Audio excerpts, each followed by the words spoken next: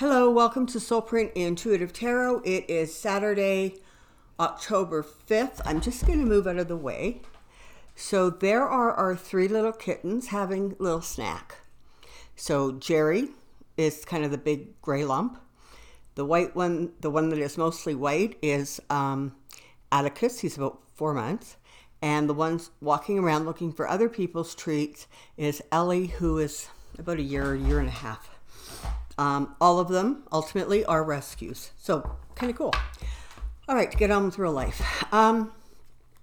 Okay, so a lot was going on yesterday, right? A lot of chitter and chatter. A lot of on and on about the text messages. But one of the things that sort of stuck in my head was, and I don't know where I heard it, to tell you the truth. I don't know like who said it or where it originated from, whether it was from the text messages or something else. But there was this sense in the State Department that Giuliani was literally, poisoning Trump's mind, right? He was filling it full of conspiracy theories and nonsense. And people, as a result of the stuff that Giuliani was telling Trump, were having a harder and harder time convincing Trump that, this isn't true, this isn't accurate. And there's Giuliani in the back saying, oh, look at this, this thing I got off the web and this thing I saw. And so Trump just has gobbled it all up. And frankly, a mind that was already unstable became more unstable, right? It just became more. And we now see the effects of it. So today I thought what I would like to do is do a bit of a deep dive on the relationship between Trump and Giuliani. Let's see what that looks like. So we're going to do a bit of a dive. And so here we go. Come on down. I have a question. Okay. So Trump-Giuliani relationship. Trump-Giuliani relationship. Trump-Giuliani relationship.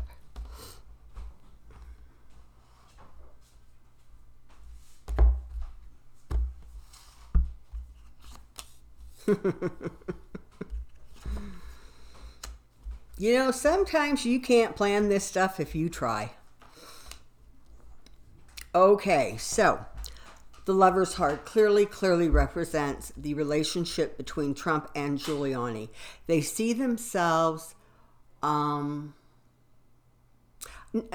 it's not affectionate. It's not like brothers or, but what they see in each other, they see a reflection of themselves. And so that makes them very comfortable with the other person.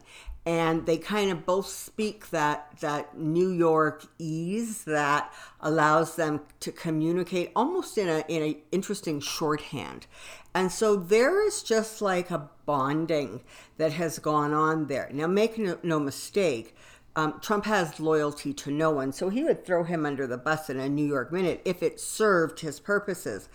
But, and Giuliani, and I've said this several times, his drug of choice is fame. And so they are, sort of propping each other up in this situation. I mean, Trump, on some level, in his sort of rational that little tiny corner of his brain that still has some rational function, he understands that he's really out of his league. He gets that he, jumped into, what he thought was the deep end of a swimming pool and finds himself in the middle of the ocean, right? I mean, he gets it on some level. But because he can't admit it, he then turns to the people like Giuliani and really heavily relies on them to tell him kind of what's what. And Giuliani figured out very quickly that could be used to his advantage, right? Because he could then basically sort of start, feeding Trump stuff, and it didn't really matter where the information came from, because the bottom line was Trump was going to believe him one way or the other because it was Giuliani. And so that's what that's looking like. And Trump, for some reason, he actually really thinks of Giuliani as a real learned man, somebody who really understands how government works and understands the intricacies and understands the diplomacy. He was the mayor of New York City, people. The mayor. Nothing more. So his political experience boils down to mayoral business in New York. That's it. He doesn't have one clue how to deal on an international level with anybody, frankly. Giuliani also completely understands that Trump is giving him what he needs and wants. So fame, notoriety, and frankly, some really good, bookings for guest speaking, that kind of thing. And so Giuliani is also making money off of this, and God only knows what other money he is making that is tucked under, it is dirty, and we don't see it, but it's there. So Giuliani is going to keep on feeding Trump whatever it is that keeps Giuliani in that inner circle. And if it's outrageous conspiracy theories, well, that's what it is. That's what he's going to tell him. There is no conscience left in Giuliani. In Giuliani. Hey, that's kind of a cool name. I've just smushed the two names together. Okay, so, and I'm not convinced exactly that Rudy Giuliani is not himself suffering from some sort of diminished capacity. So this is literally the perfect picture of the relationship of Giuliani and Trump. Okay, it is very much a you scratch my back, I'll scratch yours. I'll protect you, you'll protect me, except Giuliani's somehow convinced himself that Trump would actually protect him, which is wrong because he won't. But that's it. That's their relationship. Between this and this, it almost says everything there is to say. But what we have here are two people who are kind of peddling in delusions. And in fact, I'm going to add a third person to the insanity triangle, and that is Stephen Miller. Stephen Miller. Okay, I didn't say King, even though I'm thinking it. Okay, Stephen Miller, Rudy Giuliani, and Trump. They all live in this world where they understand better than anybody else. Nobody quite gets it the way they get it. They are the ones who are able to articulate the complexities of the deep state and the underhandedness of every single corrupt leader in the world, because they're the ones who get it. These three are like nuts, okay? Okay, they are off on some like limb somewhere of a tree, and the limb is rotting, and they're going to be plunged to the ground, except they don't see it because they're all frankly too busy looking in a mirror, congratulating themselves on their brilliance and their ability to manipulate and to twist. So there's that. And here comes the Fool, and here comes the Star, and here comes the Six of Wands. So, when the Fool, Trump, had his victory in 2016, people around him saw this as their golden opportunity to grab that elusive, star in the heavens and get everything that they wanted, whether that was personally, financially, business, or, and most sadly, even the thoughts of people, the ability to twist and manipulate the thoughts of people into believing things that were simply not true. There was no basis in reality, but people were prepared to hear it because, frankly, it then gave an explanation and a reason for why their own lives hadn't turned out quite exactly the way they wanted them to. And the truth, never, ever a component of this relationship. It simply was not. So, Trump and Giuliani, they go back a long time. I mean, I don't know how long they've known each other, but certainly the 70s or 80s of the New York scene, they would have, known each other or connected or known of each other at the very least. So this friendship between the two of them goes back a really, really long way. And for those of you who are blessed enough to have, friendships that have lasted kind of over the decades, there is sort of just a knowing that other person. There's just that knowing. And so lots doesn't have to be said or spoken because there's a foundation and a base and a history there. And that is exactly what Trump is depending on. And, he doesn't care. And I mean, he's been made aware to some degree that, the things that Giuliani is telling him are not true. And that Giuliani is sort of stepping all over the toes of the State Department. And Giuliani is not behaving appropriately as a personal lawyer. And none of it matters.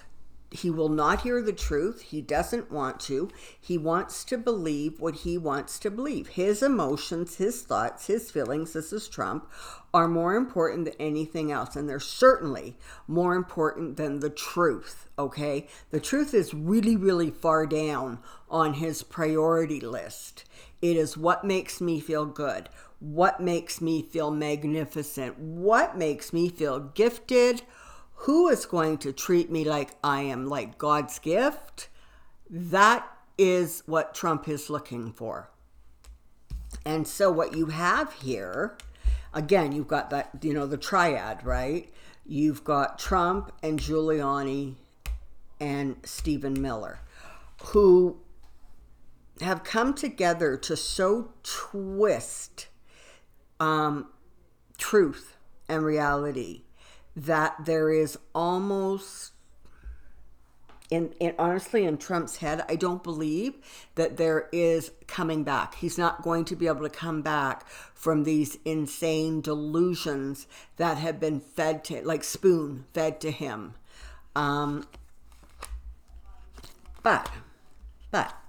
it's very nice to know that all three of them are going to suffer a wee little bit of a broken heart. Everybody pull out your hankies, their tissues. It's a very sad moment. Yep, every one of them, broken heart. Yay! Okay, the truth is going to get them. And interestingly, this typically is a card about, international dealings or business dealings, corporate dealings. And that's exactly what it represents here. It's talking about things that have been secret, both within the United States and globally, dealings with other countries, be they business or political.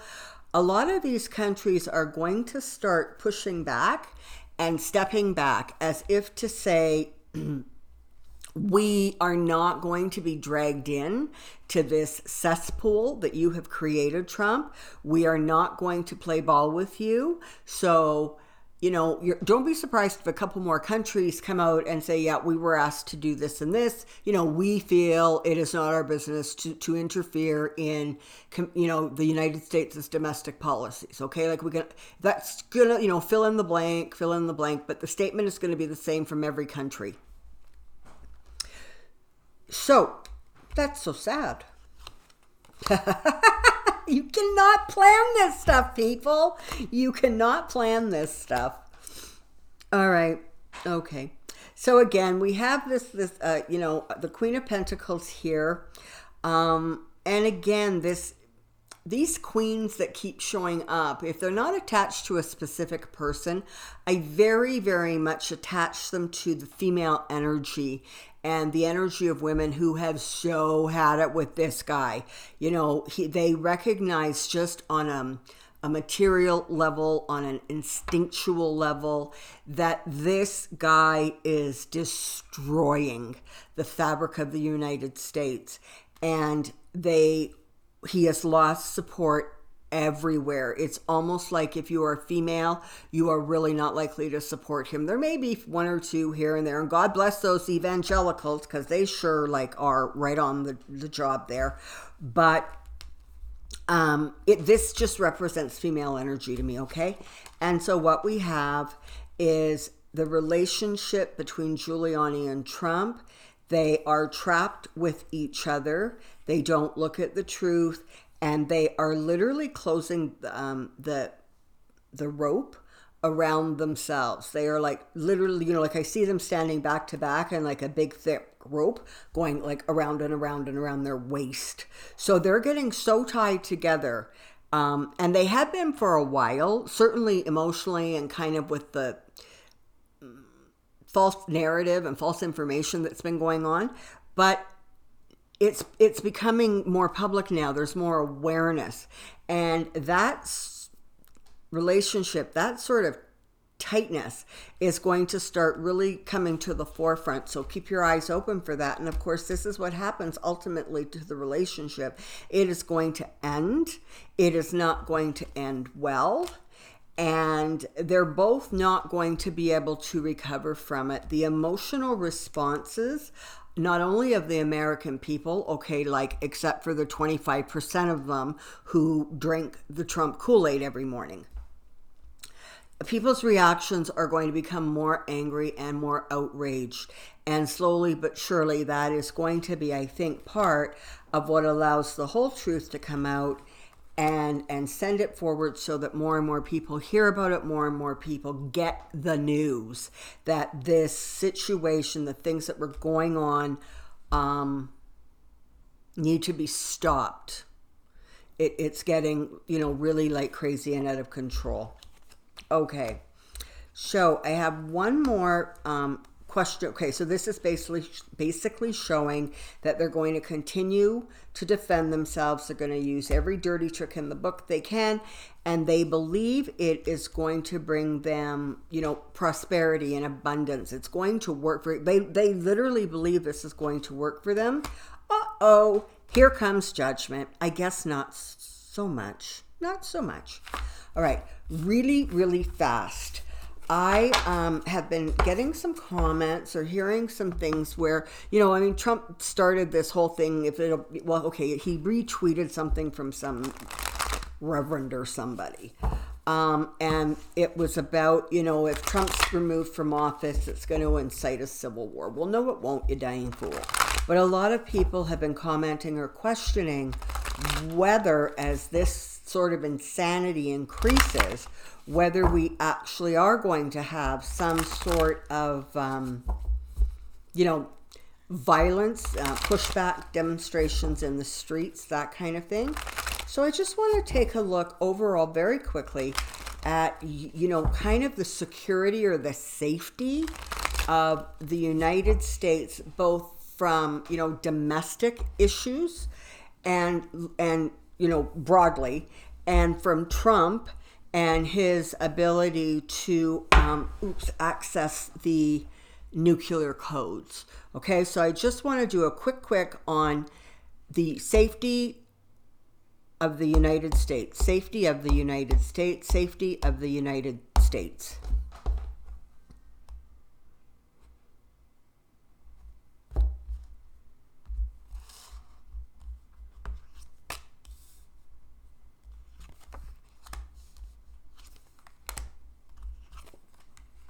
Okay. When this comes down, when the tower falls and justice is served, there is going to be There is going to be like minds coming together and creating strength with numbers. And there are going to be different agendas that are sort of going to be played out or impacting what's going on.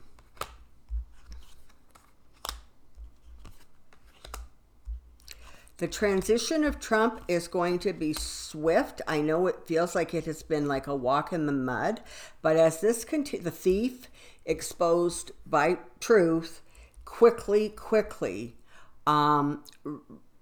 reaps his rewards, if you will. So as this thing continues to implode, it's going to happen very, very quickly. And this is literally your promise that the United States is being protected and guarded as best as it absolutely can. You have people who have been in the government for a very long time, and they understand their duty and their responsibility to the Constitution. And so that's what they're going to be doing to protect. So honestly, it doesn't look as if he's going to be able to get too close to those codes. And he's going to try to incite violence. I mean, for God's sakes, he does that at all of his rallies.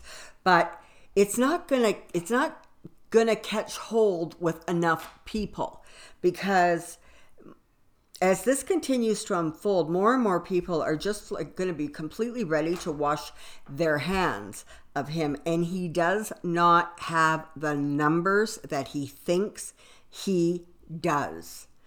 I don't know, how or the polls and things like that are being put together. I don't understand it, but just energetically, his support, he's losing it now.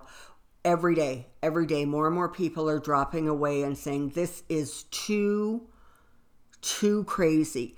The only one, aside from, God bless those evangelicals, the only ones who are really, really prepared to completely and continue to trust Trump are those people who just have so bought into this. He has become like a cult figure to them. They are not going to go anywhere, but their numbers are not as great as you have been led to believe. And so they're not going to have the force that people kind of are scared they're going to have. Now, understand, I am not saying that there's going to be no violence and no sort of, protesting in the streets. But I am going to say that it doesn't look like it's going to get out of hand. It doesn't look like it's going to be the kind of, frankly, big demonstration that Trump would love to see, because, that will feed his ego. Okay, so I'm just going to put you on pause for 1 second. And I'll be right back. I'm back. Hi. So, those of you who watch my channel on a regular basis know that I don't even seek advertising on this, although I can't inherently get it because I'm political. But I don't promote things. I don't try to sell things. I don't any of that. But as I kept mentioning the word evangelicals during this reading, it brought to mind the fact that I had been reading this really, really interesting book called Off the Hook: Escaping Toxic Ideology by Earl Wayne Heflinger, and I hope I've said that right. So, this was sent to me. He is one of your fellow viewers, and he wrote a fascinating story about sort of escaping those, evangelical and evangelical-like roots, being raised in a home and sort of finding a way to literally escape it, to get away from the ideologies and that kind of thing. But I've learned a lot of stuff reading his book, but the thing that I have read that is that sort of resonated with me and explained a whole lot to me was, he was talking in there about the fact that evangelicals do not basically care what their life is on earth. they view it as the place that they are here to suffer and to be obedient to God. And it is only when they die that they expect sort of to get God's rewards. It's a fascinating, fascinating read. For any of you who are interested or want some more insight, what I have read so far is good, and I've enjoyed it, and it's a nice read. So if you're interested at all, take a look at that. And I'm going to tell you, he has a website, and it's all lowercase, Off the Hook, one word, Off the Hook website. And I presume there that you can get some information on this book. It's quite interesting. Okay. So it is Saturday. I am tootling outside now to go work on doing some prep work for my fall gardens and getting things cleaned up and ready for the winter. And so I'm going to go out there and reconnect with the earth and the planet and that which is good and normal and natural. And I hope that over the course of this weekend, you also have an opportunity to connect with that which is real and calms you and helps you to focus on all of the amazing blessings in your life to balance off some of the very difficult times and energies that we are dealing with and processing now. So until I hope Monday, take care, be well, and I'll see you really soon. Bye.